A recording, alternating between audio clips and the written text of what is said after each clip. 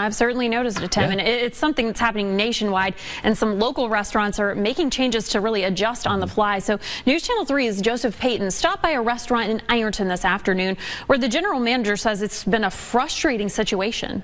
This weekend, a lot of kids heading back to school next week. We've got 9th Street Live in Huntington, Live on the Levee happening. I know we have some events over in Proctorville tomorrow. Today, listening to your speech, one of the things that really stuck out to me, you said experience, and I may botch this a bit, experience is the chance to be caught learning, I believe is how it goes. You know, how do you see that playing a role for Marshall University, for students? What are some of your plans? I know you're all about innovation, being the former CEO of Intuit. It's a headline that sounds all too familiar. This comes after several similar incidents going back to last week. We have team coverage for you tonight as this unfolds, and we want to begin tonight with News Channel 3's Andrew Colgrove, who right now is in Greenup County, Kentucky. And the sun is coming up, and we're getting a clearer picture, at least looking at the bar right now. So I'm going to step out here so you can see the investigators working right now outside of this Culture Hookah Bar in Huntington.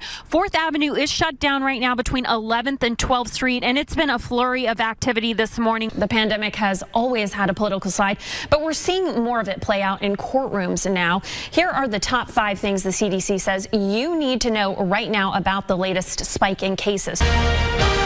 Tensions are on the rise as Decision 2020 quickly approaches. Tonight could be the only face-to-face showdown between Senate Majority Leader Mitch McConnell as well as challenger Amy McGrath. Today morning traffic report before you head out the door.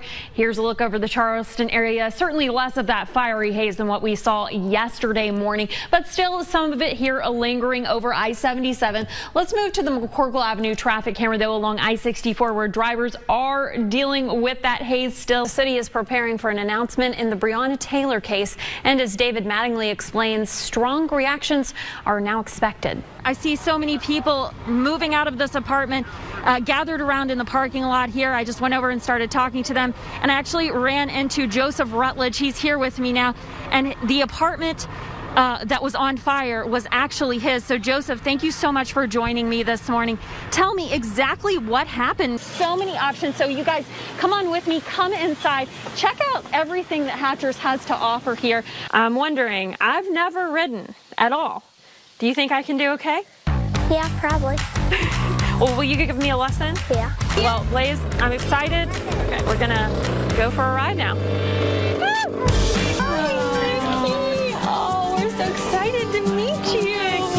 Well, we adore you. We've been looking forward to speaking with you for so long. He needs those little flossers, you know, the easy. Those are much easier to use, especially when you're dealing with polar bears. Way better for kids too if it's a young bear. Same thing. I've been speaking with this victim since the shooting took place, but this is the first time she's felt comfortable publicly speaking about exactly what happened on New Year's Day. She says right now she doesn't want her last name revealed, but she knows the community is concerned, and she now wants her side of the story told.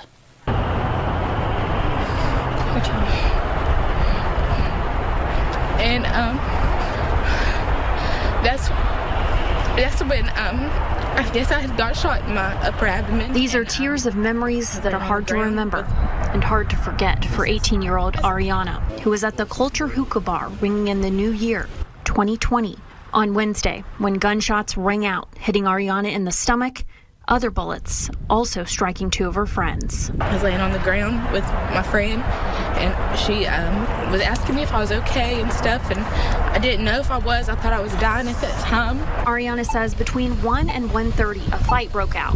One person was taken out of the bar. That's when the gunshots rang out. What was going through your head? I mean, did you know you had been hit right away? At the time, no, I didn't know. I thought they were just shooting paintball guns at first, honestly. Like, I didn't even know, but like, I knew I had got hit. I felt something, but I didn't feel it until I looked down. That's when I really started feeling it. What went through your head at that moment? That I was dying. I was screaming to like some of my friends, like, I'm dying, and they helped me, and I wasn't dying, so I'm here. Her friends stayed by her side. One of them even injured herself. But this wasn't always the scene at the Culture Hookah Bar, where Ariana says she was a regular visitor since it opened up last summer. I didn't think it would happen that day because I've been going there for so long. Even on Sundays, they had game night and stuff, and we went and played games. So are you sad it's like shut down right now? No, because I won't ever go to a bar again. A night meant for celebration gone horribly wrong and left 7 victims scarred deeper than just on the surface. Security at the bar pretty much did all they could. They pat the girls down and the guys down. The guy, I guess, just went outside to get whatever he needed to get to do it. Just everybody be careful about where you go and just stay cautious all the time. Chad, Ariana told me she plans to now go to a trauma counselor to continue to learn to cope and move forward. She also told me she hopes they catch the person responsible for the shooting. The open sign is now on at Davis's Place Neighborhood Bar and Grill.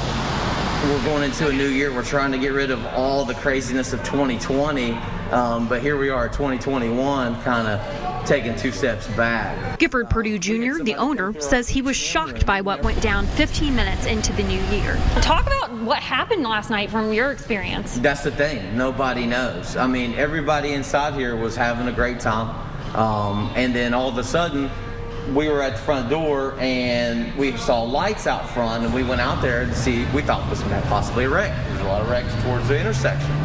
Well, there was a shooting reported over here. We're like, what are you talking about? He shined a light in there, make sure nothing was going on. And then supposedly they said something happened in the back lot by the dumpster on the other parking lot. Gifford has been in touch with Huntington Mayor Steve Williams about the shooting. Gifford believes this type of crime is hurting businesses already struggling with the pandemic, as well as community members. She should not have to go through that. Her family shouldn't have to deal with that. Our families here shouldn't have to deal with this. That's just not what we're about here. We're about family, we're about atmosphere, we're about coming here not only. We want you to keep coming back. And stuff like that in the alley and in the dumpster or whatever that was over there, stuff that we don't put up with, and it's definitely not stuff that the mayor's going to put up with either. WSAC News Channel 3. Sarah Sager.